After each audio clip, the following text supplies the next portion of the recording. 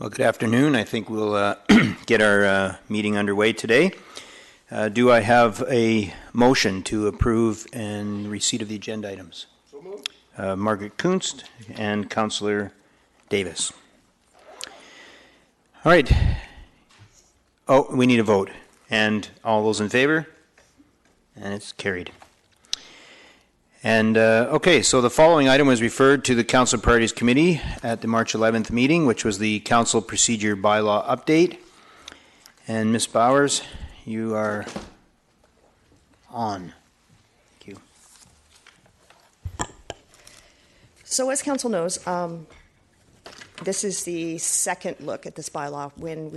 After the 2014 election, we did a review of the bylaw, and much the same process. We took a look at what was there. We actually at that time brought in a consultant, Ellie Mina, who helped us go through. He's a parliamentarian and very knowledgeable about how to run a meeting. We came up with the bylaw at that time and then had two meetings of CPC meetings. I think both of them were almost 2 hours long, where we went through each line and Council discussed and decided what it would look like. The procedure bylaw is what governs how we run our meetings. So the idea is to keep it to it's the rules. It's the orders of business and how we do them. In this case, what I've done is taken a look at the previous bylaw, as we did a complete overhaul last time, and added in changes that have been discussed by Council over the last 4 years. Well, why didn't we do it this way? That might have been better. And I've kept a list of those. And then when this opportunity came up after the last election, I decided it was time to take a look at them and implement some of those changes and put them in the bylaw. And again, come back to Council and say, okay, well, this is what I've heard. And are there any further changes, or is this not quite what you wanted? And we can go back and change them. With that information, I'll go back and do a bylaw amendment and bring that forward to Council for first, second, third, and then final. Prior to it receiving final, because it's a procedure bylaw, it will be advertised so that the public does know that we're changing our procedures. And again, that would happen prior to final reading. So we can do it any way you'd like. Last time we literally went and took a look at it page by page. If you would prefer, we can just look at the red text and then go back to any changes. I'm completely open as to how you'd like to do it. Essentially, I've got my copy here, and Suzanne will help me, and we will make notes and do it and come out with the best bylaw to help you get your job done. Okay, thank you. It seems to me that it might be most helpful to initially start by going through the red items, and then if we have additional items, we can bring those up after, but it seems that's a place to start. Those are the ones that were initially identified, so maybe we'll start with those. Okay. So the first one would be on page 3 of the bylaw, and this is a relatively simple change.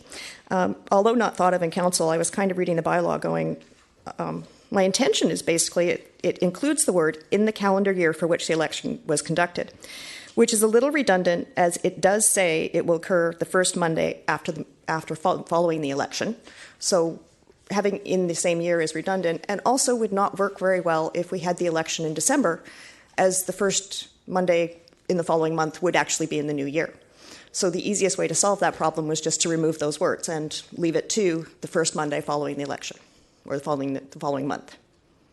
Okay, so just as we move forward, I'm wondering how Council wants to proceed with questions around that. I can see that Councillor Richter, you have a comment or a question. So I'm wondering, should we open it up for questions and comments after each read statement? Is that the best for members of Council? And we'll move in that fashion as opposed to waiting till the end? Okay, that's great. So Councillor Richter. Yeah, I'm just wondering, as I'm working off 2 hard copies here, one was the original one that came to us back in February, and then there's this one. Can you identify what the exact item number is? And of course, I'm sorry. So it's part 4, and it's 4.01, inaugural meeting. And that would be on page 3 of the copy that went out last week. Page 4 for you, Councillor Richter. Oh. Page 11. 11, yeah. Thank you.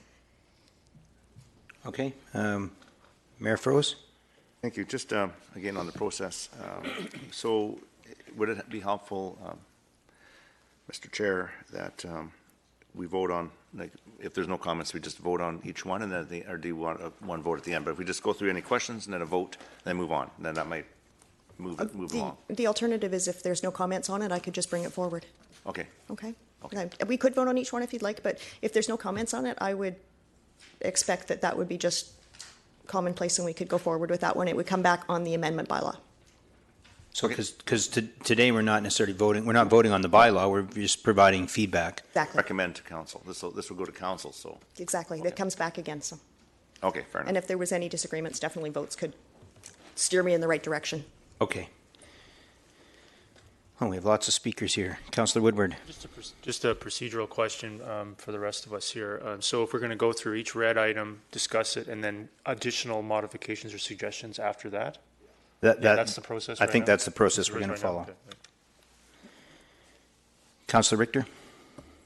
Okay, so I just want to make sure that the intent of 4.01 is to conduct future inaugural meetings like the one for this particular council, because I like the fact that we were sworn in and then we had a separate meeting to discuss who's going to Metro and everything else. Yes. Whereas in the past, we've had a meeting about who's going to Metro before we were even sworn in. Yeah, actually, that has, that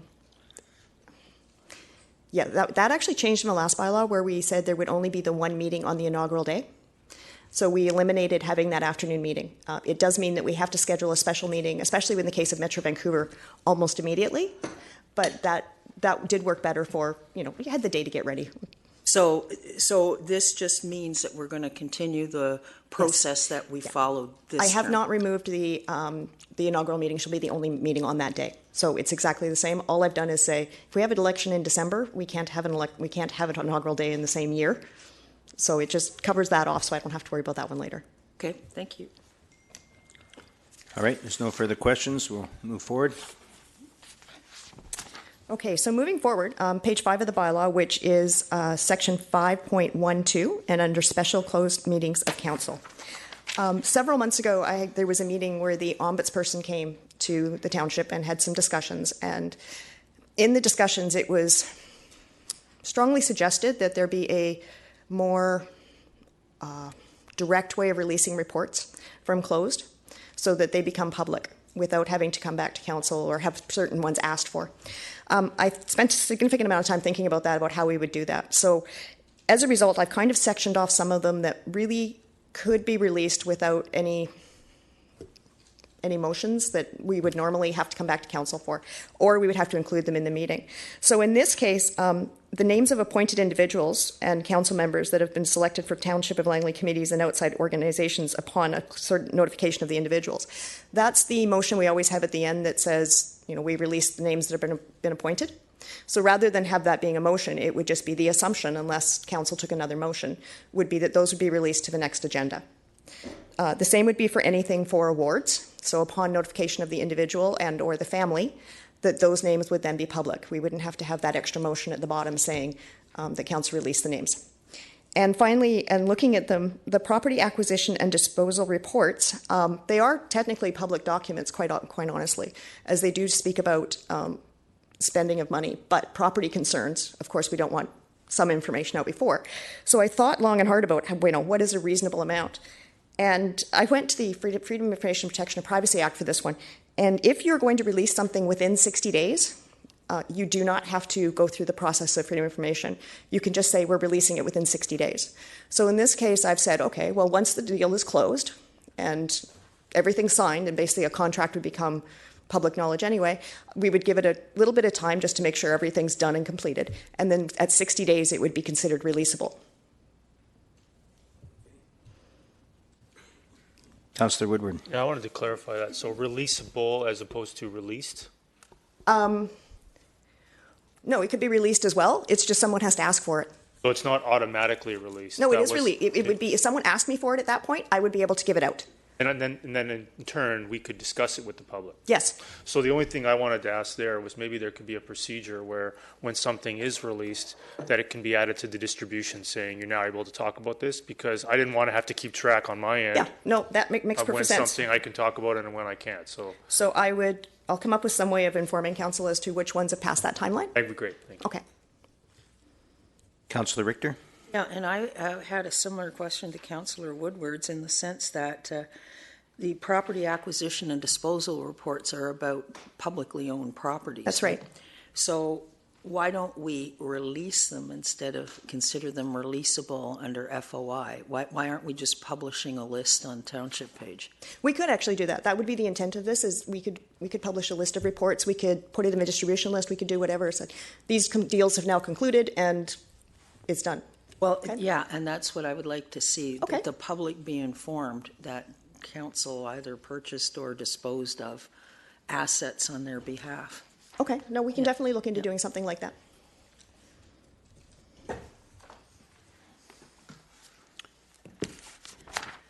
Okay, no other comments?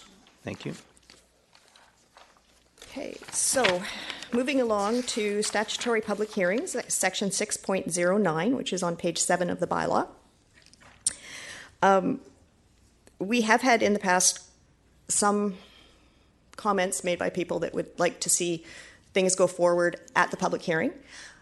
Our public hearing is actually a council meeting. In some cases, some municipalities hold a public hearing as just a hearing. Some hold it as a public hearing meeting that's a council meeting. Some hold it in the middle of a council meeting. I tried to figure out what everybody did, and the answer is nobody does the same thing twice. Some municipalities, Richmond, for example, actually has the third and possibly final reading at the public hearing. They dispose of it right then. Other municipalities, I said it's a hearing. They have to come, it comes back later. In thinking about it, there are some instances where there are no comments from the public. Council has received all the submissions, and should council choose to move something forward, it is something that council could do. So I've structured it as at the chair's discretion that third reading or third and final reading can be considered at the same meeting as a public hearing. With the one proviso is, as I sit in my chair, sometimes I get emails at the last minute. So with the proviso that council asks, or someone would ask if there's any further information from the public, because once it's closed, you can't receive anything further. So I wanted to make sure there wasn't any of those last minute ones that slide on in that you wouldn't see. Okay, lots of questions on this one. Mayor Froese? Thank you. So I have a question on this one, but first I just want to point out that on the previous page, there's the words Oh, and council. Yes. I don't think there'll Sorry. be any problem with that one, but just to make sure Yeah, that we're aware of it. we actually changed doing that a while ago, You're so I already just doing slipped it. in there. Sorry. Yes. Yeah. So on 6.09, this is one that I find would be, I think, very helpful to a lot of proponents who go through the process of applying for rezonings or whatever, especially ones that are kind of not controversial. We have a lot of public hearings that have no speakers. There are maybe one or two written submissions, if that. We can't hear from the public after that, so this expedites that process. And we hear constantly hearing from the development community about, they want to always look for speeding up the process. This is a low-hanging fruit, but I agree if there's, it'd always be a council vote. If they wanted to defer, we have the whole toolbox of referrals, deferrals, get more information, whatever, to staff to move it to the next meeting, where we still have the same process that we have today, where third reading is considered at the next meeting. But I think if we just think back to a lot of the public hearings we just had, there's some there that there's no reason to wait 2 weeks. We could certainly dispense of it. It helps the proponent move on. It saves at least 2 weeks in their process, and there's no risk to the township. So, that's why I like seeing this one here. But we still have the toolbox of council not considering it that night, and especially that point that you made, if there's information that comes late or we want to have more time to digest the information that we heard, we move it off to the next meeting. And I think that's really the intent. It's not just to push everything through, but it's certainly to have that, get the low-hanging fruit, move it through, we can move on to the next one, and it'll save time at the, our agendas are large, so at the next meeting, one less third reading helps. So those are my comments. I really do support this, and thanks for the work that you put in. Councillor Woodward? Yeah, I'm going to echo some of that. So, I mean, like in the case of tonight, we might have some public hearings which nobody shows up, no one sent a submission, and have to wait a month. Yeah, that's right. And so I certainly support the intent. What I didn't really like about it was at the chair's discretion. Yeah, I was trying to find a ground where, the challenge becomes in the agenda. If we're going to put it on for third, for transparency, we probably should tell people we're going to put it on for third. So ones that they're not all going to go for third, they're not all going to go. So I was trying to find a way that we could word it so that it would be, if you have better wording for that, that's fine. If you want to make the decision that they all go for third and then defer them, that would be fine. I was just trying to find the best way to If streamline procedurally, it. if we just change the word from chair to council, doesn't it then, it then requires us to, as a group, as a 5, to say we're going to consider it now? That's as perfectly fine. opposed to the chair saying we're going to consider Yeah. it now. And now some of us have to argue to defer or have other logic maybe to be considered. Now, that's something I'd ask for, subject to other comments. I'm just concerned that, you know, at the chair's discretion, might turn from some development applications to all of them. Yes. And now we've got to try to undo No, that. that's perfect. So That's it's just my perfectly reasonable. commentary. I'd like it changed, but I'll wait for other comments. Okay, thank you. Councillor Davis? Thank you. I've had it written down here. At the chair's discretion, I too thought, what if Mayor Froese isn't here and they put somebody else in there and they want to push their weight around a little Yep. bit and act? No, Okay. that's, as I said, I really Okay. struggled with how to I took that word way it. too far, but Yep. I was concerned about that chair's discretion. I don't mean any disrespect. Yep. The other thing that I'm concerned about is, well, I remember we had a report come in, and we went for 2 days, and at 11:30 at night or midnight, we had this much to go through, and then I learned that we had to make a decision, and that just about killed me. So we could put this in, but I'm just wondering, we got to save it for the low-hanging fruit. And I think this is a good idea because we do have a lot. There is some that nobody comes, and it's pretty straightforward. And so I would support this, but I think that myself, I like to take some stuff home and absorb it. But if there's nothing there, then, and I think that we'll probably, the way it's written, will be received by council's consideration. I think I'm going to support it. I think it can save time, but my negative side is I like to absorb stuff, even if we don't get any more information. I've got 2 weeks to look at things, think about what happened, and that sort of thing. So, but I think it would work. And exactly, that was my intent, in that I didn't say all or all of them. Yeah. Was that really it would be up to council to decide if this one, as low-hanging fruit, and we do have some that nobody comes to. And Yeah. in those cases, it can move forward. But in those cases where you're not comfortable moving forward with it, the report's big, we've had a lot of comments, by all means, that's why I left it as open as I did, and changing it to council is perfectly valid. I just, like I say, I struggled with the wordsmithing on that. Thank you very much. Councillor Ferguson? Yes, thank you. And I think that, we're going through like a growing pain here. This is a major change here in what we've done, because we've never done it before. Is that correct, right? Or very little? I don't know of one. We've done first, second, and third on things. I think it might have been TOL stuff or government stuff.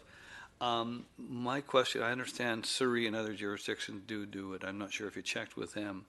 And when things are, questions come up or other issues or items come up that council members, and it has to be at the council member table because they can't receive any more submission for public hearing, make a decision to move it to the next meeting. That's done fairly regularly, although not all the time.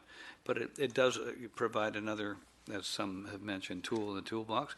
My question is, it's more of planning staff to understand that if we're going to be doing this, that the people in the developing community and the business community should be aware at the public information meeting, the PIM, that staff could let them know that we are proceeding with this new procedure, and it would be a benefit to them to be overly diligent on their public information meetings. And that way, when they do come forward, and I'm sure all members of council read the report from the public information meeting, that they have done everything they possibly could, and it makes it also another issue, an item for us to, hey, look, they've done their job, and they've been diligent, they've been overly diligent on that. And the final thing, we'll have to see how it goes as far as a chair's discretion. But I think it's a good step in the right direction. Thank you. Councillor Richter? Yeah, I like Councillor Woodward's suggestion, strike the chairs and put council's discretion. And I also think that what we need to do is define what low-hanging fruit is. So some of the discussion tonight is basically, or today has basically been, if nobody's showing up and there's no submissions, that's low-hanging fruit, right? So maybe after considered, but only if no submissions have been received.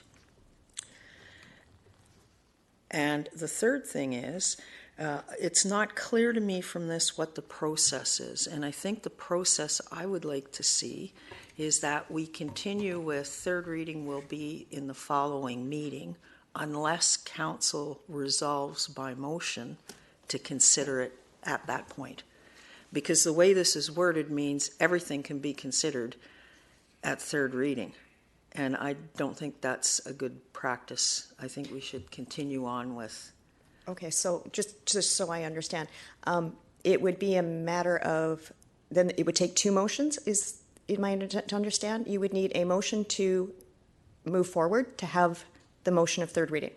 So that would be a two-motion system versus a just go to third reading.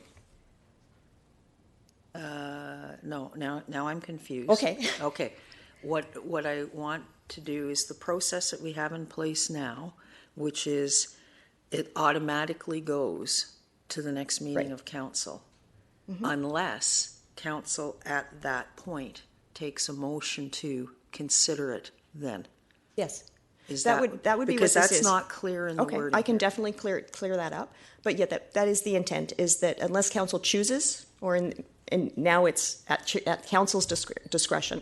So I'm saying the discretion is up to council whether they choose to hear it for third reading or whether they choose to do nothing and just send it forward. If council doesn't move forward with it, the process would be to take it to third reading at the next meeting.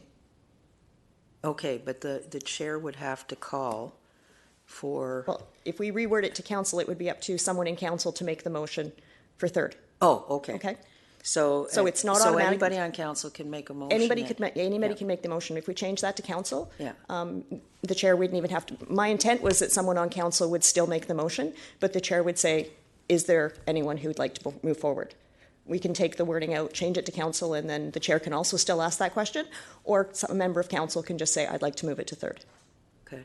So as long as the intent is clear. Yes, and- I'll definitely wordsmith it a bit it more. wasn't quite clear. Yeah.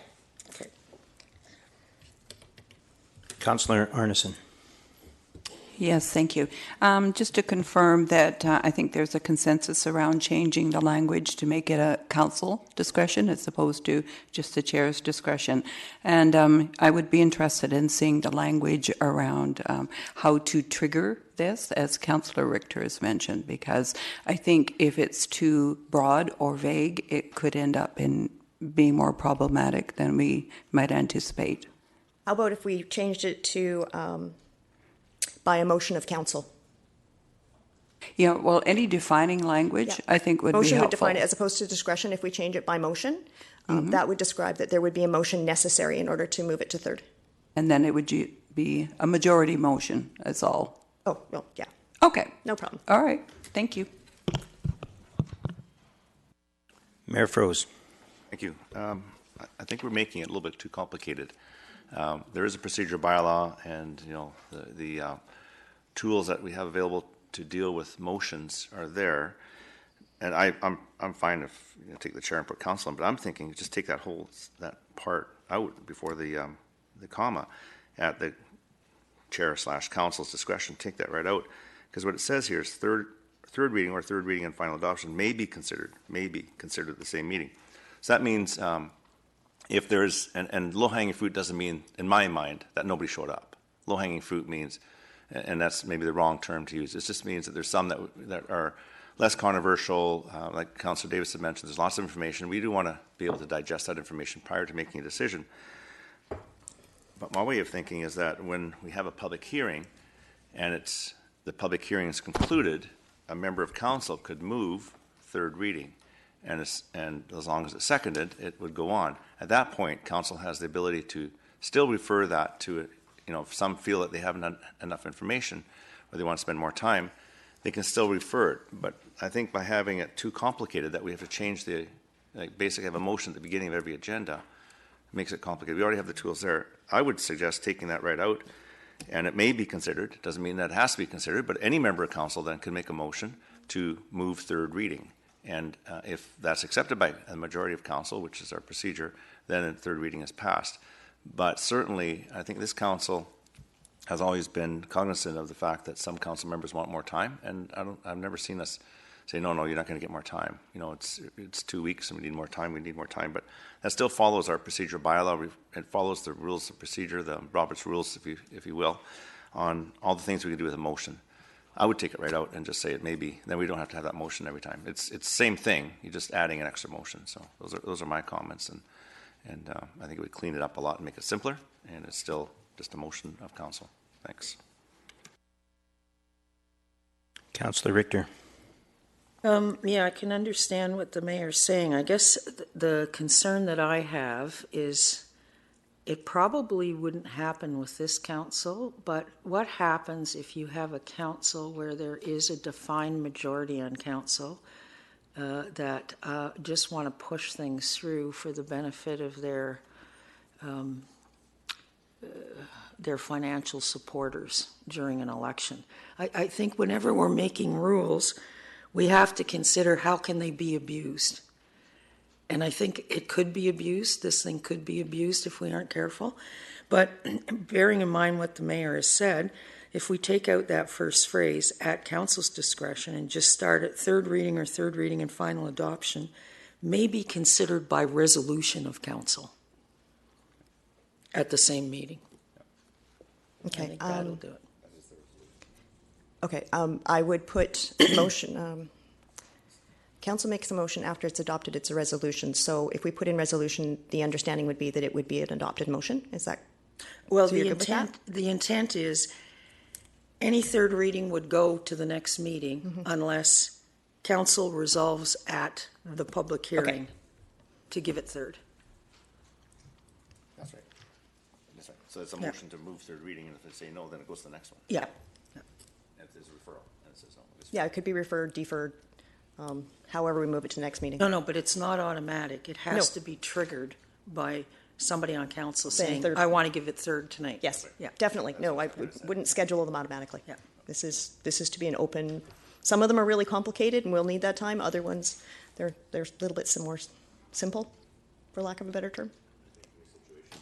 That group would push it through 2 weeks later. Unfortunately, 2 weeks later, it would probably still go They through. probably would push it forward 2 weeks later, but. I just had a procedural question as well with regards to this. Currently, we haven't had this set up during public hearings, and so I'm wondering, is this something that is then at the end of all of the public hearings of the evening, it's identified as a new business item opportunity for council to bring that resolution, or are we going to be dealing with this immediately after each public hearing submission? And then looking around the table to see if someone's got a motion or not, are we going to leave that to the end for new business and the councillors would have the opportunity to bring that forward at that time for that meeting, and then new business would be dealt with right there? To be honest, I envisioned it right after the close of the public hearing, but either would work. If we did it as a separate additional or other business, we could insert a title that said third reading of public hearing items. Much as the same way we have the titles in our agendas now, and we could just make it an item on the agenda. If anyone wished at that point to bring something forward for third, they could follow there. It's up to the discretion of council how they'd like me to order that.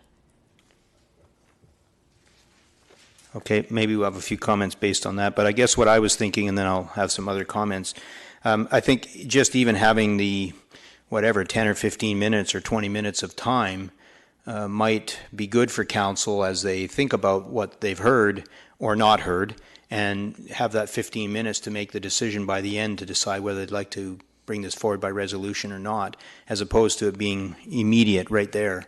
I recognize that for the people that are listening in the public hearing, maybe they'd like to know just within seconds whether or not, but to wait an extra 10 or 15 minutes, I'm not sure is a problem, might be helpful. But anyways, I'll let others speak to that as well. Councillor Richter. Okay, Councillor Ferguson. Yeah, having seen some of the way that Surrey does it, if there are councillors that have a concern, they just either refer it to the ACUS, they could refer it to the end of the meeting, or just refer it to another meeting of their council, the next meeting of their council. I imagine if they're that, because usually the term low-hanging fruit may not be, but there's non-controversial type of bylaws coming forward for third reading.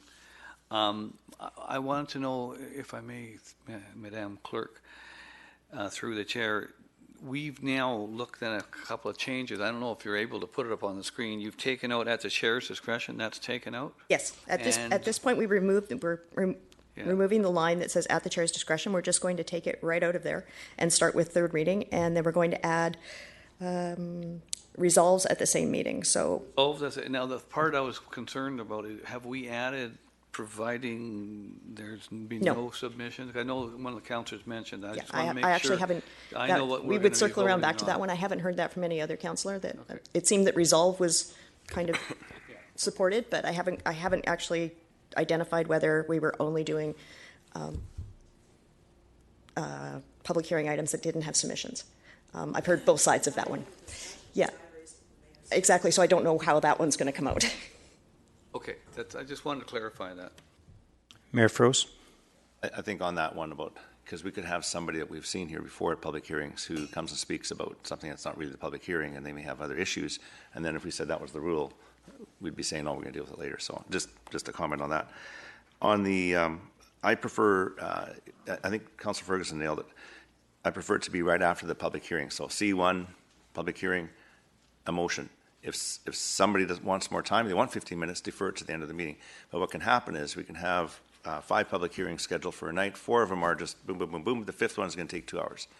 And now we have everybody sitting here waiting for the decision on 1, 2, 3, and 4, going through 85 submissions on a very, passionate, I would say controversial, but one that people have passion about.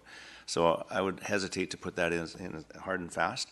But certainly council has the ability to say, hey, I want a few minutes, so let's wait till the public hearing is over, and we'll just refer to the end of the meeting or refer to the next meeting. But I think hard and fast rule handcuffs us a little bit, and we still have the ability to do it because we've seen some that everyone's come to speak to the last one, and I think staff do like to put the more passionate public hearings towards the end so that people who are coming for the other ones can leave, and it's always hard to make that determination, but I know you do your best, but then we're having people sit through something they really didn't come here for. So just my comment on it. I think having it at after each one, but we still have the ability to move it on. Thanks. Councillor Woodward. Yeah, I want to agree with that. Some of those comments. I think that's a good suggestion that some people maybe need 10 or 15 minutes to reflect on something simple and then can make up their mind, and you don't have to cost somebody a month. So I think that in some cases, though, that person could ask for that, and then I don't think anyone would object. So I'd agree, trying not to put in too many restrictions on something that I think is, in theory, a good idea. Submission quantity, I also share that concern. You have some hard and fast rule. If it's written in paper, then all somebody has to do is generate that number of people and that number of submissions, and they can delay somebody a month or whatever. So I think we've had some situations, of course, where people are not really speaking to the bylaw at all. Yes, we have. So and then you might have some positive submissions. So now we have to sort of carve out the positive submissions and stuff. So while I agree with the sentiment that it would be nice to not have maybe a governing majority just ignore people, that's resolved in an election, not necessarily at the council procedure bylaw. So I would hope that we would maintain the flexibility with the understanding that generally there's a convention that would hopefully emerge that if you have a number of legitimate concerns that council has to review, that it wouldn't be decided on the public hearing, and hopefully that convention would emerge automatically. And if people are abusing this, then there's an election to resolve it. Yeah, and we can always come back and change the bylaw again. All right. Looks like we've talked about this one enough. We're ready to move. Okay, so which leaves me with the question of, is there direction given for when they'll be heard? So I've heard that some would like to hear it at the end, some would like to hear it right after in public hearing. So is there a direction I should take? I like what the mayor said. Okay. Let the mayor decide to deal with it, and if somebody doesn't want to deal with it right away, but wants to put it to the end of the Okay, so then that wouldn't take any change to the wording. Good. Change anything? Okay, and the other question was are we defining which ones can go, or are we going to leave that to the will of council? I think the will of council. Okay.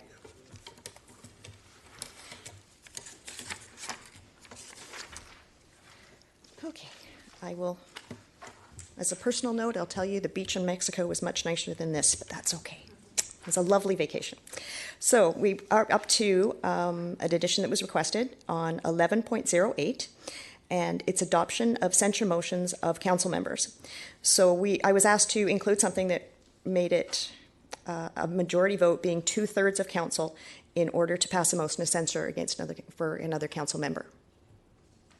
It currently is just a majority, but we would change that to 2/3. We're good with that? Oh, that's very easy. And now comes to the delegations. Oh, sorry, my mistake here. Councillor Richter. Yes, the wording, could we delete members present? Because, again, I'm thinking down the road, this could be abused by a special meeting being held that had 5 members present.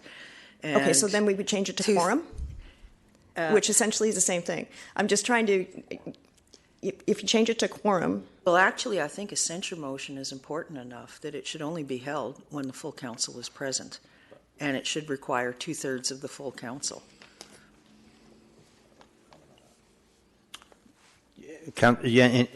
I'll move on. Councillor Richter, do you have other comments before I move on? Well, no, an affirmative vote of 2/3 of council to be adopted and take members present out, but the intent, and I'm not sure how to encapture it, that a censure motion should only ever come before a council when a full council is present. For a censure motion, you actually likely won't have a full council present. You'll have 8 of the 9. Generally, the councillor involved is not present. Oh, okay, I see. So this was my problem. Well, no, that's not true. In my case, it was, but I did it on the basis of my lawyer's advice. In the case of Rick Green, he was present at every vote, and he did that on the basis of his lawyer's advice. So to word it, it needs to be worded carefully in that the motion of censure, should the councillor wish not to partake and not be there, if we worded it all council present, we wouldn't be able to take the motion. Okay, I'll come back. Let's go to Mayor Froese. Yeah, this is an important point. I have no problem with the 2/3, but there's 160 municipalities, I think, in British Columbia, and looking at some of the problems some of them have had, the member that they're censoring may be not there for other reasons, maybe in jail, but they may not be there. So, and we can't, I think, sit here today and think of every type of scenario, but certainly those scenarios exist where you're censoring a member of council who is, for whatever reason, and the reason isn't present. So I think I'd like to just fall back on what our procedural bylaw says for 2/3 motions. For when we have a 2/3 motion to change, to change anything in a procedural bylaw, we can do it any time, but it requires a 2/3 motion, and that's a 2/3 motion of members present.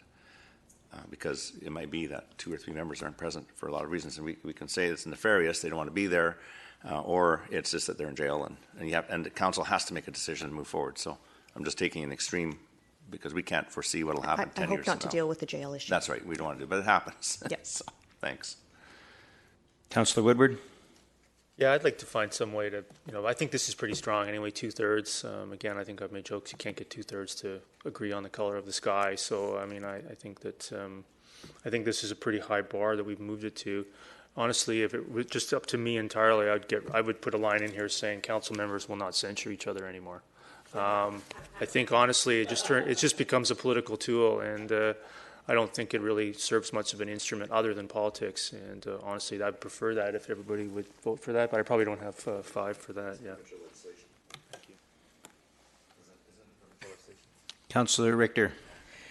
Okay, well, coming back to it, and I think the key thing is the person being censured going to be present or not present? And I think that decision is going to be a legal decision that the person being censured will make on the basis of their lawyer's advice.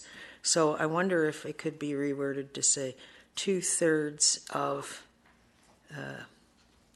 We Oh, could I just, guess, we, but if we put 8 in there, yeah, so we're again, if we that's put where the 8, but challenge we is. might If- not be a council of 8 in the future. We could be a council of 10. Exactly. Yeah, okay. So we could just take out just leave it as 2/3 as we have in the other items, which are 2/3, and it is assumed that it's 2/3 of those present. Okay. Okay? That's the easy way to fix it. Okay, so that doesn't actually change it. It just Nope. It takes just off the last words, but it's saying the same thing. says the same thing. All right.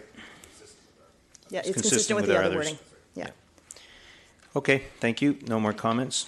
Great. Okay, so now we move on to part 13. So delegations, which are always a challenge, it seems.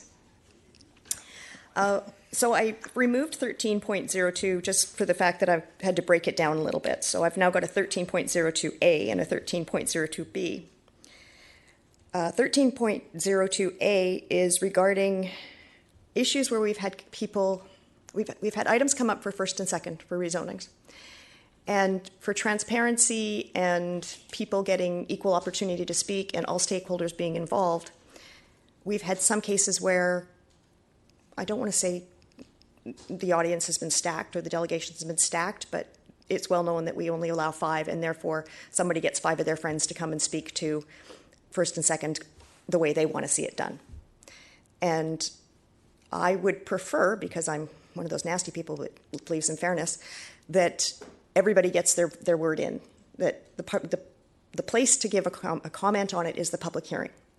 So in this case, I've kind of thought about it and come down to, well, maybe the answer is that when things are coming for first and second, we refer people to the public hearing so they may have their say, so that everybody has an equal opportunity, both sides of the pros and the cons and all the concerns, have an equal opportunity to be heard at the same time, as well as an equal opportunity to submit submissions. Now, that's not to per se that we are going to hold back submissions or anything. If people still want to write in, and I'm not going to make it difficult that way, I just want to make sure that people who do want to make delegations are not cut off that night because someone has sent 5 delegations on one opinion, because other people have other things to come and say.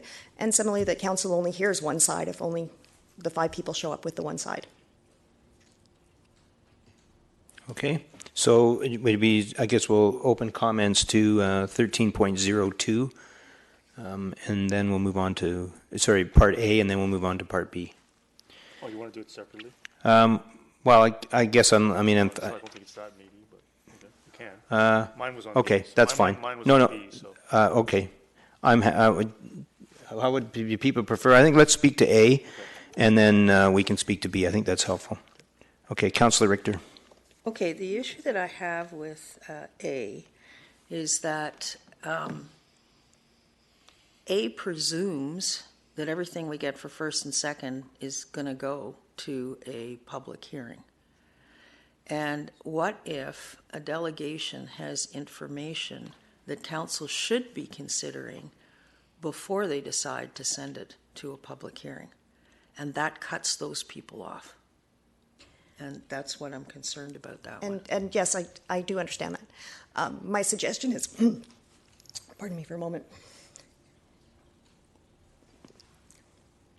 People, of course, are still able to contact councillors, and we would put written submissions forward, no problem. So they can still get a hold of you that way. They email, right? So you get them. And we would also put them on the distribution list, and they would come forward that way. We're not by means cutting off communication by any means. All we're simply acknowledging is that I'm just trying to protect from the delegations being filled up by one thing, and then we will have people that have other things on the agendas that they'd have to wade through it.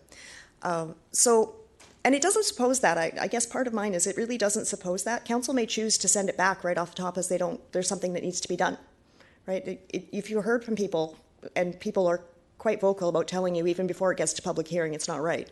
So it may be going back anyway. It's just a way of kind of streamlining the public comments directly sitting here so that it doesn't end up looking like a one-sided point of view. Okay, well then maybe the wording, the requester will be directed to the public hearing process. Maybe it should say the requester can be directed to contact individual members of council? Or mayor and council email. Yeah. Would that be better? That would be a little more. Yeah, Or submit a written submission. Or How about if submit a written How about if I do it that way? It's Yeah. submit a written submission? Yeah. And that way, it doesn't matter how it gets there, it's just going to get there. It'll get there. Yeah. Okay. Just to add to that, I guess, so the requester will be encouraged to submit a written submission, but it should also indicate, I think, that the public hearing process will be coming forward or could be Yes. coming forward. Written submission and forward it to the public Okay, hearing. because some will Not a want the problem. opportunity to speak at Definitely. some point.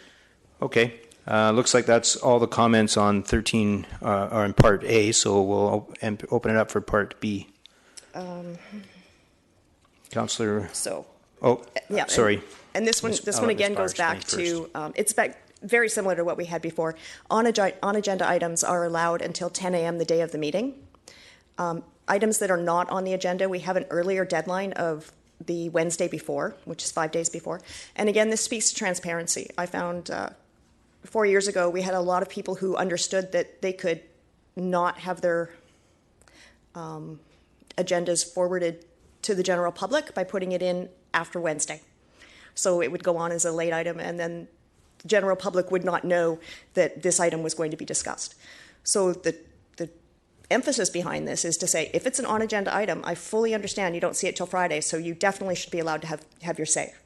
But if it's a non-agenda item, meaning it's just something has nothing to do with anything going on, then unless it's time sensitive, in which case I would bring it forward to council anyway, that it can wait till the next agenda and be published properly.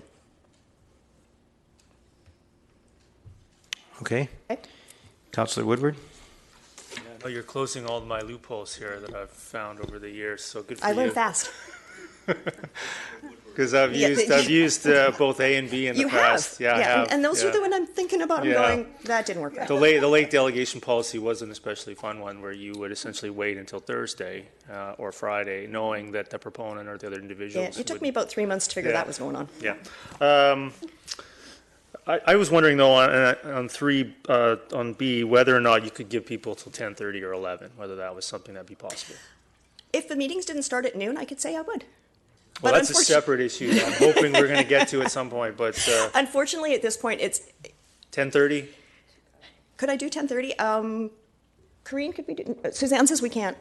We try, put it this way, if it, Because some people don't get to work. I don't know. I'm just trying to think of that person that's got 1 on a hour. case-by-case basis, if I get it at 10:30, it's probably going to happen anyway, but I Probably do it over the weekend, and so you have it before the 9 on the Monday. So that's right.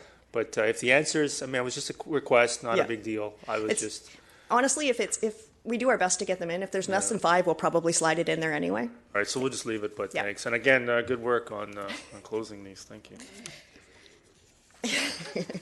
Councillor Richter? Okay, well, I can understand closing the Woodward gap, but one of the concerns that I have about this one is what if an issue comes forward that's really important? It doesn't happen. I'm going to pick a topic. Let's say somebody's doing fill. Or illegal fill or illegal dumping or something. It's happening on the weekends, and they want to get it to council's attention and get it stopped on Monday. So I would consider how that does one time come sensitive. in? I would consider that time sensitive. I would bring it to council for council to vote on whether they would add it to the agenda. Okay. Okay? In that case, So, I have to follow these rules, yeah, but of course, you have the ability to say, no, this one's important and we need to speak on it. And we've had that happen recently with someone who wanted to speak to council. I believe they phoned you on the weekend, and we were able to put it in front of council and have them determine that it should be on the agenda. but I think that the issue here is the wording for on-agenda items only. Maybe that should be eliminated or changed. For emergency or on-agenda items only? Okay. At the discretion of the clerk. Yeah. Yeah. On agenda items only and at the discretion of the clerk, which takes the politics out. Okay. We can. That's what you're saying you're doing, so. Yeah. No, I definitely on discretion of the clerk, I can bring it forward to council if it's time sensitive, and that way it would kind of take out the emergency time sensitive, something else that is arbitrary. Okay. Yep. Well, we can reword that. We brought forward to council for council's decision, still Yeah. council's decision. No, definitely council's decision. I don't want to be responsible for that. I just want to follow your rules. So that brings us to 13.04. And this is a situation where previously, we didn't really have a way formally for council to say, no, we don't want to hear that.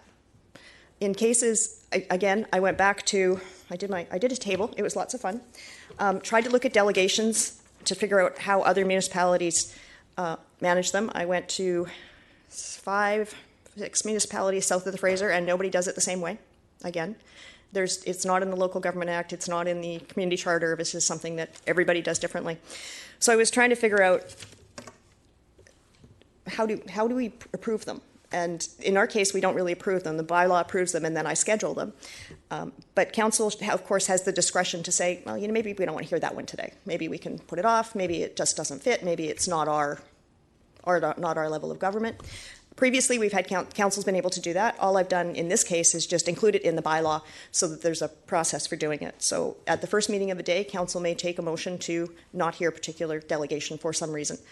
And again, that's just because I'm just following the rules. So I schedule anything that comes, but it is the discretion of council if they don't think that that's of a value. Okay, Councillor Davis. Well, this means that we have to prioritize our delegation requests and schedule them. We can't just deny it. We have to, we can choose to deny a schedule, because I know that we've done this many times before, especially Councillor Long. He's not here, but we get 6 of them, so we got to take one out. Or I don't know if it's 6, but the limit is 5, and what would happen with that was once we reach the limit, if it wasn't a time-sensitive or on-agenda item, I would kind of suggest to them they go to the next council meeting. If there was a 6th one and it was on an on-agenda item, I would come to council and say, we have this one. It would take a vote of council to add that one. Again, I'm just following the rules. I'm not.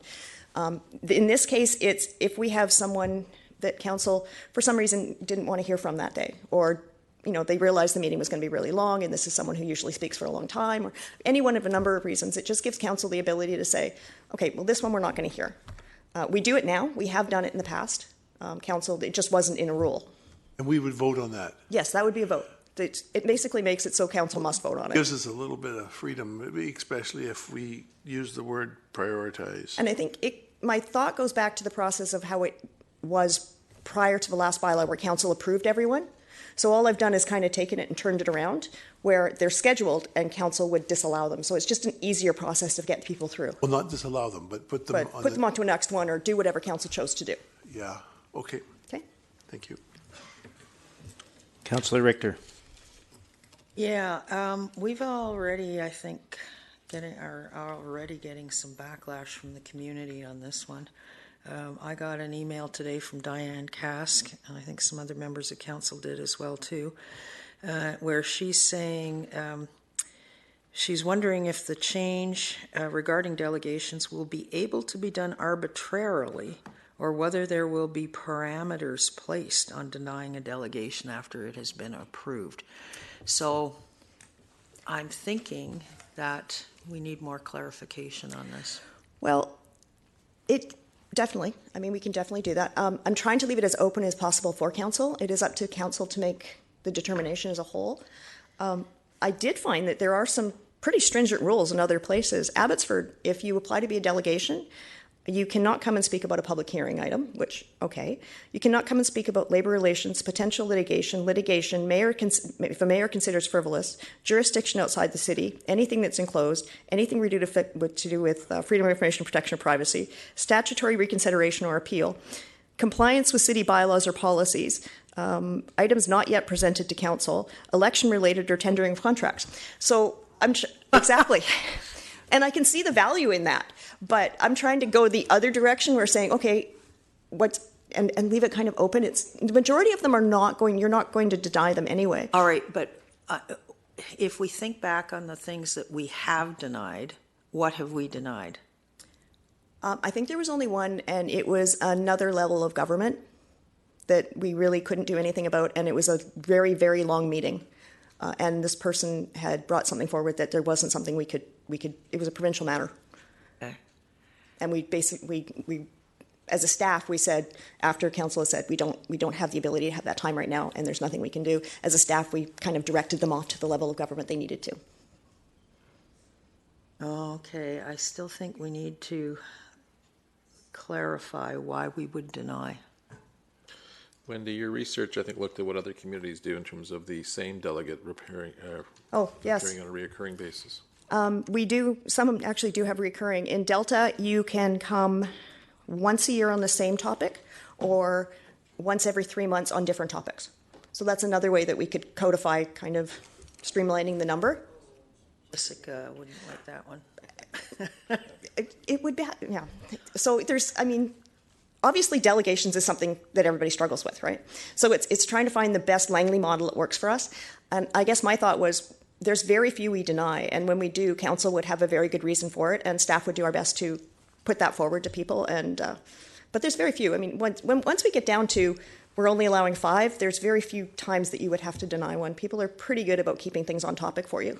Okay, maybe, I know it says that we would have to do the vote during the meeting when the delegation is scheduled to appear. Yeah. Maybe we should say, if council is going to deny an application or it needs to be dealt with as a first order of business in the afternoon agenda so that the person gets fair warning. Definitely, Yeah. which is the last line there that says, or at the first scheduled council meeting of the same day. So if it's an afternoon meeting, or if the delegation request is for the evening, it would be dealt with at the afternoon meeting. Well, maybe what we should do is which occurs during the choose to. In that case, we could even use the CPC meeting if we needed to. The delegation is scheduled to appear. I think we need to make it clear that if we are going to deny somebody, we will do it at the very first meeting so that Okay. if they were planning to come at 7 o'clock, we can at least let them know at 4. Okay, They definitely. can't come at 7. Yeah, I'll clarify that. Okay, Okay. Mayor Froze, sorry. No, I think it's been covered. I think this is good, and it does give council the discretion, and there may be some reasons, again, that we haven't anticipated yet, for a variety of, other legal reasons that we say, no, you're not coming to speak to us because it's of a nature that is not appropriate in this chamber. So Yes. it still allows council that discretion, and I think it's good to have this here. Thanks. No problem. Okay, Okay, so finally we get down to disclosure of Township of Langley contracts at 16.06. This was another request of a council member. And it essentially says what the community charter says. If you sign a contract and it has to do with township business, please advise council. It's that simple. okay, Councillor Woodward.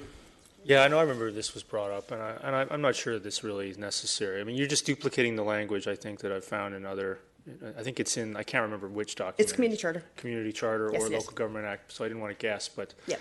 I don't see the point really of duplicating it if it already exists there.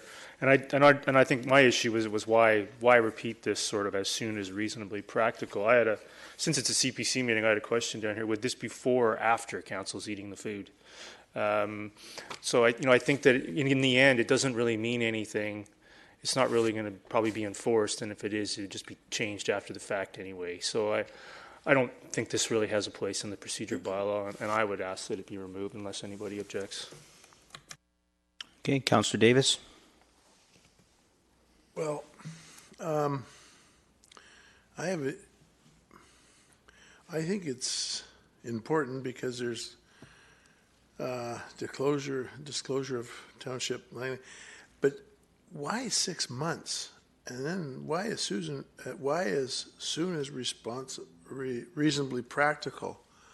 Like, why not right away? And so that if you're even thinking about it, say something, and then somebody could say, "Hold on, give your head a shake." Well, okay, so I can't go further than the community charter. So those are actually the timelines given in the community charter, and we are unable to add to. yeah. So if we take it right out, it's in the community. Yes, it is. It's a community charter, so it is a necessary thing without being reprinted. Okay, but just a comment. I don't really have an answer. Just a comment. Thanks. Councillor Arneson. Yes, thank you. And through you to Madam Clerk, It may be redundant in the sense that it's already contained in the community charter. However, I would note a couple things about that. First of all, you know, I know we swear an oath of office, and there are many things that we agree to. But I find, in general, it's helpful to have some redundancy, just because every time now I was reminded, for some reason, I didn't sign my Metro papers about conflict of interest, et cetera, et cetera. So I think it's really key that we have this in our minds that, yeah, that's the overarching document that says what our obligation is, but I think it's important that we quantify and qualify these things. So I understand the previous 6 months, because that means if I was doing some kind of business with the township, but it was 6 months prior, then I should be alert to the fact that I should mention this. I think what this will do, hopefully, is to help any unnecessary litigation or, negative impact by just asserting in a way that's very in your face, in a sense, in our procedural bylaws, that this is the case. Reasonably practical, I would say something about that, except I think that's already got a legal definition, and so more or less it's the next meeting at which you could have advised that was the case. So hopefully in seeing this, it will draw people's attention to the facts, and also hopefully reduce the amount of legal opinions we'll have to get on this issue, one would hope. Because to me, it should be self-evident, but apparently, there's still some debate. So, Councillor Richter. Well, my preference is that we replace it with no member of council shall do business with the corporation. Unfortunately, we can't. We can't, okay. No. In that case, the last line that says as soon as reasonably practical, can we change it to read before the contract is executed? I will take a note of that and see if I can. I have to look at the community charter and just make sure how it is worded there. Yeah, because if someone's contemplating doing business with the township, they need council's permission to do business with the township. Can't do that. And we can't actually. That would be going above what the community charter allows. They don't need council's permission to do business with the... No, they just need to give you notice. Really? Okay. Yes. All right, well, in that case, I'd like to see the wording in there before the contract is executed. I will see if I can do that. Mayor Froese? Just a question, just for clarification. There are other parts of a procedure bylaw which are also covered in the community charter. Yes. Yeah. So really, this is not being different from what we're doing. No. I don't care if it's in or out, as long as it's a community charter. As long as it's community charter, and right. We're not exceeding what the community charter allows. And yeah, so if and I know you'll look up Councillor Richter's query there. It'd be interesting to hear what they say, but I'm not too sure. That's it's as long because you still have a whole bylaw which is on how you do your procurements and everything else. As long as all of our policies, procedures are followed, this is just giving notice. Yes. Yeah. Okay. That's this clause basically just says that council members must give notice. Okay. Thanks. Okay. So I will definitely look that up and see if it can be changed. As I said, I have to pull out exactly what it says. So the next part is Appendix A. Essentially, we've just gone through what the titles are in our agendas and tweaked them, made sure we've got the right ones, added ones we noticed have gone missing. The major change here is the inaugural meeting is we have had to take out the invocation. I've recently been advised that we are unable to pray at council meetings. Supreme Court said so. Supreme Court of Canada. Yeah. So I have removed that in order to be proper. That's the only reasonably big change as far as that goes. It's just adding things in, changing it from mayor's report to mayor and council report. Okay, I do have some comments here. Okay. Councillor Richter? Yeah, I'm wondering why under regular afternoon meeting, we're striking approval of delegation requests based on the discussion we just had about denying delegations. We're not going to add it as a title. We'll continue to do that if we have to add them in, but we'll do it under the agenda items. So we'll have items added to the agenda. Just really to Unfortunately, when you're adding late agenda items, the title won't be there anyway, because we don't include all the titles every time. We pick and choose the ones we need sometimes. So the title won't be there if it's going to be added late. So in this case, it's just a matter of it will become an agenda item that we put under approval of the agenda. Okay. Okay? Mayor Froese? Now, I understand the ruling, Supreme Court, which applies to local government, but not to provincial or federal government. Exactly. Very interesting how that happened. So anyways, the Kwantlen First Nation welcome. I'm kind of concerned that we're singling out one First Nation. There's 4 here, and okay. It maybe should be, but whether it could be First Nation or it could be just a welcome. It could be from anybody. Because I know this last time we did ask Kwantlen First Nation, but they were previously occupied, so we went with the other. So I'm wanting to make it a little more general. So it would be a First Nation welcome, or I don't know, how do you word it? Welcome, or First Nation, or other party welcome, or Community welcome? or Community something. welcome. Yeah. So Okay. we're not restricted in case you phone the 4 First Nations which are represented here in the Township of Langley, and they're all busy. So then we're okay. Now what do? We can't go ahead with our meeting. So just want to make sure we have a little bit of flexibility there. Okay, no, that's a good idea. So what was that? So instead of having it as Kwantlen First Nation welcome, in order to keep it more open, we just include that as a community welcome. So that would be, no? No, just a community welcoming. That way we could, I'm open to whatever. Point is that this last meeting the staff did attempt to contact Kwantlen, and they weren't available. So we And the went with- KC as well. And the KC. So I don't want to restrict it. It could be First Nation or community, or I don't know. I don't want to single them out, but you know what I'm trying to say. I understand, yeah. Yeah, it's I just do. that we don't restrict ourselves to putting one specific nation in. It might be Yes. that we want to alternate between Catesy and Kwantlen, or we want to have somebody from the community come and give a welcome. Yeah, but it's not an invocation. It's just an invocation without the word amen. Okay, thanks. Councillor Davis? So I was just looking back here at we can't yell and scream, and we can't yell at the mayor, and now we can't get down on one knee and pray and hope we get our agendas in. But what I don't understand, I guess this is a mean nothing, but we're whitewashing everything right down to, hey, sometimes it's not a problem to go to an event where they have a prayer. Anyhow, why are we taking out information items from special closed meetings in the regular afternoon?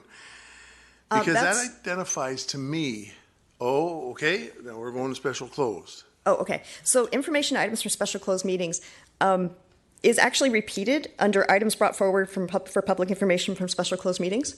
And we've traditionally, within the last 4 years, always used it in the evening meeting instead. Okay. So strictly it was repeated. Okay, so I guess in the special closed meeting, when we adopt the receipts of agenda items, you've got here approval of closed council meeting agenda. So that's the same thing. Yes, it's the same thing. When I was reading it back, I scratched my head as to why that had happened. Yep. Okay, thank you. Councillor Woodward?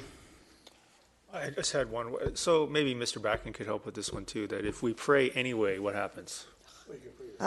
We're breaking a ruling of the Supreme Court, and I don't really know what happens with that. What happens there if we just pray anyway, Mr. Bracken? Ultimately, it could be contempt of court if someone wanted to make an application to the Supreme Court to say So how about if we adjourn the meeting, pray, and then resume the meeting? If you leave the room. outside the chamber, that'd be permissible. Has to be outside. All right. Thank you. I unfortunately had to come very versed in it very quickly. Okay. Councillor Ferguson. Get all excited about that. I wanted to go back to Mayor Froese in the, we always often come up with a statement at the beginning of some meetings or some gatherings of we are in the unceded territories of the I'm not sure if I got them all. Certainly the Stolo Nation, which are the river people made up of the Katzie, Kwantlen, and Matsqui First Nations. Are we going to change that just to a community welcome, or we're still going to have First Nation and/or community welcome. 'Cause I think it's still important to have something regarding the First Nations and the Stolo Nation River people. I will take 'Cause direction if on that. Kwantlen can't make it, you know, Yeah. and Catesy can't make it. It could be very easily worded we First Nation, can ask First Nation them. and community welcome. They didn't Would that work? come, but I'd certainly Okay. like the people So I would get change it excited to about First these Nation things. and community welcome. Okay, would that work? For me, Okay. that would work, yeah.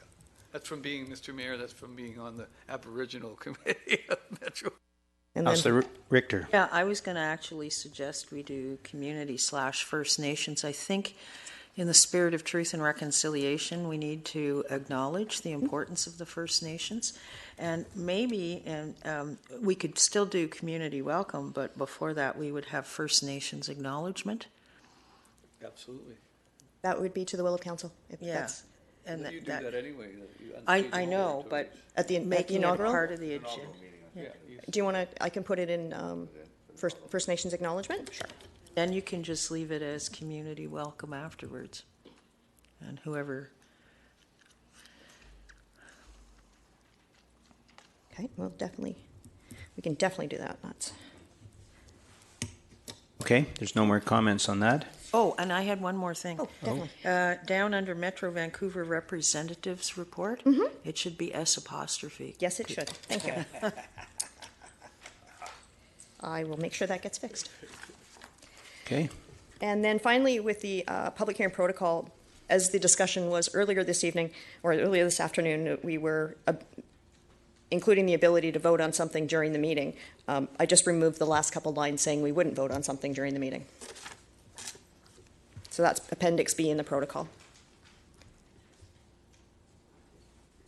I'm still on? Okay, so, Mr. Chair, can I speak? Councillor Richter, yes, you're on. Sorry. I just was wondering, with regards to going back to the regular evening agenda, the delegations up to 5 delegations. What if council decides to add more? Where does that happen? That would be included in the agenda approval.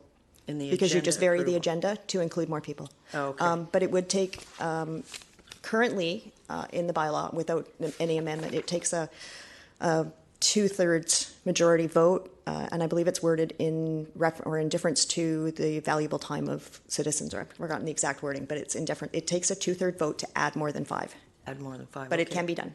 And then under special closed, why are we deleting approval of the closed agenda? Is it inherent in it's because adoption and receipt of It, the? essentially, we treat it the same. Okay. Yeah, it just seemed that we could take out one more title. Eventually, I'm going to get it down to a nice number of titles. Yeah. Okay, Mayor Froese. Yeah, just on this, the preamble, it's pretty clear by taking that out. I just want to make a note to council later on tonight, in a public hearing, I'll be making a motion to ask council, but because it's a change in a procedural bylaw, it would require a two-thirds vote. So, That's because there is an item that the proponent would like to see third reading tonight, so it'll be up to council, but it'll still take a two-thirds vote. Whereas once the procedural bylaw is adopted, it wouldn't require any of that. So That's right. Okay, thanks. Councillor Woodward? So new stuff, Yes, please. okay. Wait. No, new stuff, we're still on Well, the new are we stuff? still on this topic here? We are? Okay, Okay. we'll come to it. Councillor Davis? Sorry, just quickly, Yes. I wouldn't know where it was when, if some people sit there and they want to know, where will you put it in then? Where, like, I know if you say, oh, the decisions will be made 2 weeks from now or whatever, the next meeting, but they kind of want to know maybe when we might make the decision. So will you say? I could change it to say that council may entertain third reading at this meeting or at the following meeting. Would Well, that- I'm just thinking rather that than that, just you know, take I it think right that's a good idea. because they're sitting there wondering what's going Yeah. on, maybe. So Okay. that would still, that way the information would still be there, but it would clearly say that it may be entertained. Okay? Okay, Councillor Richter? Yeah, I think that was the point I was going to make, because if we take it out, it infers that we're doing all third readings Yeah, at this no, I was one. trying, So my may thought was to leave it as entertain- open as possible, but I can see where the value of giving the information is there. Okay, we have about 10 minutes remaining, so we'll move on to new items. that aren't, oh, you have another red item, do you, Councillor Richter? The red item, but I do have quite a bit with regards to new items and reviewing existing items. So basically, what I was hoping to do is go through the red items, which we did, but I still think we need to go back and revisit some of the other items. And I don't think we're going to get through that in 10 minutes. So can we adjourn this to the next meeting? Okay, we'll go Mayor Froese. So it might be helpful that we do adjourn, because we only have 10 minutes left, and that if anybody has any amendments or adjustments, to forward them to council so that we can have a look at it ahead of time, and then when we come prepared, and so we can go through it. I don't know if that's something Councilor Richter, I know Councilor Woodward might have a few. Mine's really small. I also wanted to ask a clarification on 1606. If we didn't reach consensus, I mean, I do want it removed, and I'd like to, maybe we could just vote on that, and that can be resolved. Sure. Rather than, I don't know what the current direction, I think the current direction was to leave it. To leave it, and then I was going to research if we could have before contract is executed. I'd like to just take it out of there. I think what we're doing is we're modifying the procedure bylaw for one instance of one issue. So I just want to have it removed, and we can try to move on from that. I think leaving it in there, it's just sitting there forever. So I'd like to vote on that if that's possible, Mr. Chair. And I would also like to ask really small items. Mine's really small, but if you wanted to list them all, I don't know how you want us to do that prior to the next meeting. I wanted to try to deal with the delegation quantity issue. While I did do a number of the loopholes that you've closed, I didn't delegate over and over and over again. Mm-hmm. And I think, as you know, maybe to the displeasure of some previous members of council last term, would want to see me every meeting. I still didn't do that, and so I think I would like to try to find a way to address that in some way. That's a policy, and so I just want to put that out there. Maybe there's some suggestions around that we could deal with in 10 minutes. But if you have another long list, we're going to come back anyway. Then maybe we have some way to list them or something to let everybody think about them. We could think about that. But I would like to vote on 1606. So I think my recommendation would be that we move those other items, additional items that we want to bring forward to another meeting, because we're going to run out of time, I think. And there could be a list that other members of council who haven't expressed it might also want to include. So I would prefer that we move forward on that at a separate meeting, but I'm happy to move and bring back 1606 just as a vote, so that Ms. Bauer has direction from council, clear direction on what to do with 1606. So I'll remove all of the red amendments and then divide 1606. So move them all. So we have a motion to move all of them except for 1606, which we'll treat as a separate item. Okay, but as point of clarification, in going through the red items, there were changes that were made. Mm-hmm. And I'll take them as being the changes, because as it was discussed. unanimous consent is how I'll take them. The bylaw is still going to come forward for us to actually vote on. And but as the changes were discussed and seem to be consensus reached, I'll use the changes that were made. Okay, and I don't have a problem with spending the last 10 minutes on Councillor Woodward's item. The list that I have, I can certainly type it up, but not until I'm done my exams. I'm sorry, I just don't have the time, yeah. And I did want to ask a question, too, with regards to the number of meetings a month, as well as the size of the agendas. Are those items that fall under the procedure bylaw? They could. The calendar is actually in the procedure bylaw, how the calendar is laid out. We don't need to address it in the procedure bylaw, as the procedure bylaw currently says, as the council calendar is adopted. And again, that was to allow freedom if we need to move things, as you know, sometimes there's UBCM meetings and things like that we have to juggle things around. As I said, it could, or it could be just a direction council gives of how to do it. Unfortunately, as I understand, today's agenda is rather long, especially in the final adoptions.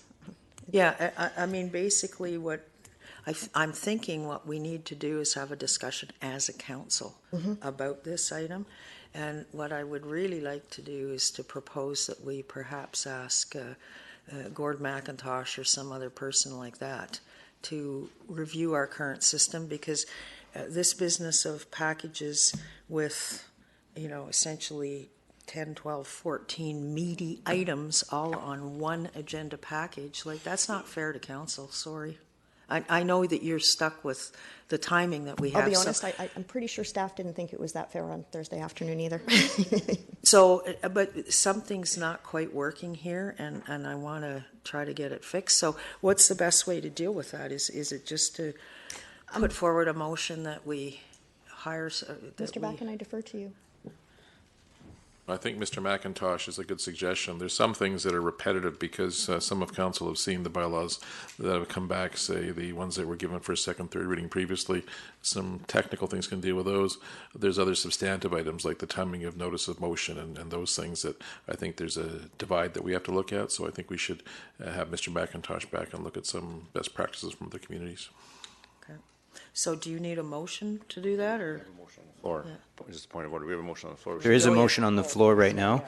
The motion is just to accept the red items and as changed or suggested through general consensus, except for 1606, and that was moved by Mayor Froese. Do we have a seconder? Steve seconded. Oh, sorry, Councillor Ferguson. And so, do you want me to itemize this on here? Item B1, sir. Item B1. Okay, let me see here. It's we'll label it B1, and we'll call the vote. Sorry, what were we voting on? We are voted on all the red changes except for 1606. Okay. And looks like you're in favor. Yep. Okay, that carries. Quick question. Could you make sure that when you come back with this, you put all the changes in your interpretation? Yes, yeah, I'll come back with the amended. Yes. Okay, so the next item is to, on 1606, so we have a motion from Councillor Woodward to remove it. And do I have a seconder? Second by Mayor Froese. And is that... I'll speak to it a bit.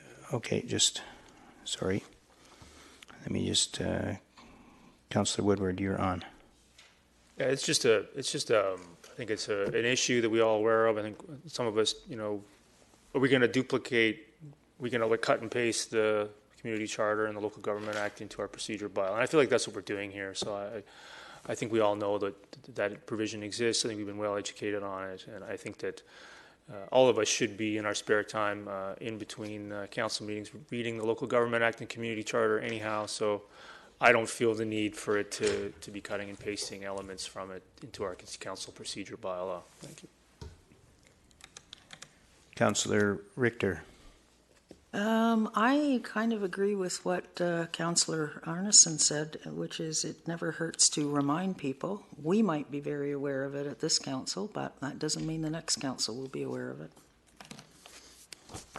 Okay, no other comments, so we'll call the vote. The vote is to remove it. The motion is to remove. 1606. So is this B1 as well?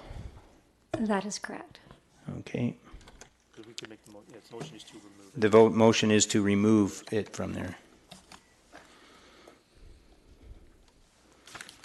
And the motion passes with Councillor Richter, Councillor Arneson, and Councillor Davis opposed. It's okay.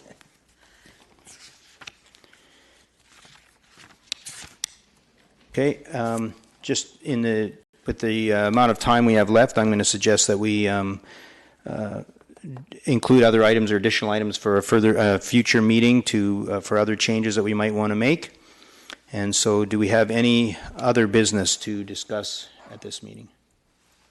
Councillor Richter. Just a clarification. So the revised procedure bylaw is not going to come back until we've gone through that second step. Yes, of, no, it's not complete yet. Okay. With the next version of it, I'll make these changes and bring that forward to a CPC meeting so that you have the most up-to-date version with those changes in case I misinterpreted anything. And then we can tackle the next bunch. Okay. It won't be the next meeting, this next CPC. It might take a couple of times because we've already scheduled a few. But okay, well, if it's the May 24th meeting, I won't be here. And I think the May 24th meeting was to do with the mayor's motion on cannabis, so I think we're good. Yeah? Yeah. Okay, so it could come back I in will June? ensure that you'll be back for that one. Okay. Okay. Councillor Davis. 4th of May, it's the Queen's birthday. So, Mayor Froese talked about making our meeting shorter. If we didn't, council makes them longer too. But we'll make them shorter. About the agenda, so this is not going to come back until, to pull, so we can vote on, come on, Dave, vote on simple public hearings. We can do that tonight? No. The one that is coming forward tonight takes a 2/3 motion of council in order to vote on the public hearing item. The current bylaw says that we do not have votes on third at the public hearing. So the one item that the developer has requested to come forward, council will take a vote to include a third reading. So that'll take a 2/3 majority, and then the vote on the actual third reading. So in a month or two, or when it comes back, we'll be able to do that. We'll be out, yeah. Once we have this all ironed out, Okay. and the changes, and should council adopt them or adopt the new bylaw, then you would be able to do that. Okay, Councillor Woodward?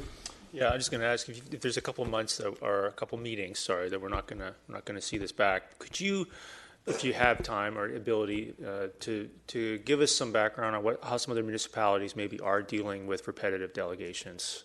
Shouldn't be a problem. I have a table. You have that already. So Yes, if we I have could time. get that, and even if you have a recommendation or some other options on what we might consider to address that in a very reasonable fashion. I'll provide a memo to council Okay. and distribution list. Or you could just attach it to the report when it comes Okay, back. that's great. That would be easier, I think, too. Okay. Just When it comes back, anything in I'll there include it just to there. help sort of focus that conversation down. I'll to include it some in the cover suggestions. memo on that one then. Great. Okay. Thank you. Okay, is any other business? Termination. Termination. And a seconder? All those in favor? Passed.